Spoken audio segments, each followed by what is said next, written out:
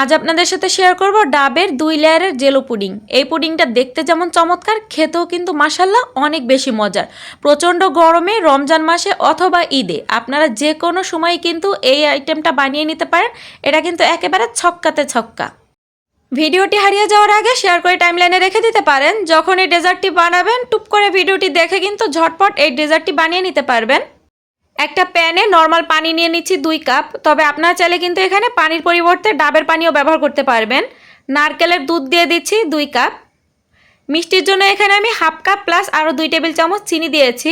তবে মিষ্টিটা আপনারা কে কেমন খেতে পছন্দ করেন সেটা বুঝে শুনে এখানে অ্যাড করবেন। 2.5 চা চামচ দিয়ে দিচ্ছি এখানে আগার আগার পাউডার। এখন একটা হ্যান্ড উইক্স দিয়ে সব কিছু খুব ভালো করে একসাথে মিশিয়ে নিব। আগার আগার পাউডার কিন্তু নর্মাল পানিতেই মেশাতে হয়। এটা যদি গরম করে ফেলেন তাহলে কিন্তু আগার আগার এক জায়গাতে দলা পেকে যাবে।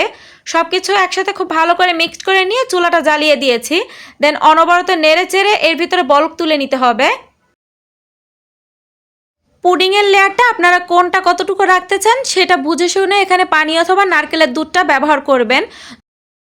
যদি আপনারা ট্রান্সপারেন্ট লেয়ারটা বেশি চান সেক্ষেত্রে পানির পরিমাণটা বেশি দিতে হবে আর নারকেল দুধের পরিমাণটা কম দিতে হবে। আর যদি দুধের লেয়ারটা বেশি চান সেক্ষেত্রে দুধের পরিমাণটা বেশি দিতে হবে আর পানির পরিমাণটা কম দিতে হবে। আর যদি আমার মতনই 2টা লেয়ারই সমান রাখতে চান সেক্ষেত্রে পানি আর দুধের পরিমাণটা সম পরিমাণে দিতে হবে। বলক আসার পরে এর ভিতরে আমি আরও 3 থেকে 4টা বলক তুলে নিয়েছি। এর থেকে বেশি জাল করার কোনো প্রয়োজন হবে না। এখন চুলাটা বন্ধ করে দিব। আর এটা কিন্তু কোনোভাবেই ঠান্ডা করা যাবে না। এরকম গরম থাকা অবস্থাতেই যে পাত্রে এটা সেট করবেন সেই পাত্রেই ঢেলে নিতে হবে। তা না হলে কিন্তু এটা স্বাভাবিক তাপমাত্রাতেই প্যানের ভিতরেই জমে যাবে। উপরে কিছু এরকম বাবল দেখা গেলে স্প্যাচুলা দিয়ে বাবলগুলো একটু ভেঙে দিচ্ছি যাতে পুডিংয়ের উপরের অংশটা একটু স্মুথ দেখা যায়, তা না হলে দেখতে ভালো লাগবে না। আর এখন এই পুডিংয়ের বাটিটা এখানেই রেখে দিব। এটা কিন্তু নাড়াচাড়া করব না আর ফ্রিজেও রাখবো না। এভাবে এই বাটিটা এখানে 20 মিনিট রেখে দিব। যদি এটা সরাসরি এই অবস্থাতেই ফ্রিজে রেখে দেন তাহলে কিন্তু আর এর ভিতরে কোনো লেয়ার হবে না। এটা যেমন আছে তেমনভাবেই জমে যাবে। কিছুক্ষণ পরেই দেখতে পাবেন পুডিংয়ের ভিতরে 2টা লেয়ার হতে শুরু করবে।